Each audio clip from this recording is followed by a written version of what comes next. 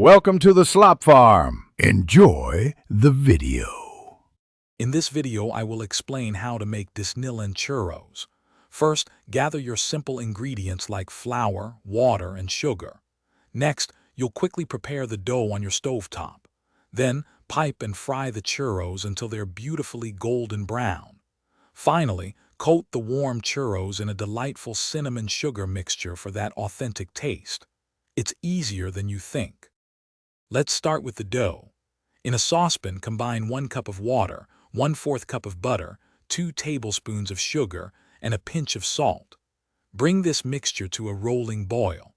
Remove it from the heat and quickly stir in 1 cup of all-purpose flour until a smooth ball of dough forms. Let it cool for about 5 minutes before incorporating 2 large eggs, one at a time. Now for the fun part, frying. Heat about 2 inches of vegetable oil in a deep pot to 350 degrees Fahrenheit. Carefully pipe the dough, using a star-tipped pastry bag, directly into the hot oil, forming strips about 4 to 6 inches long. Fry them for 2 to 3 minutes per side until they are golden brown and crispy. Remove them and let any excess oil drain. To finish, prepare your cinnamon sugar coating.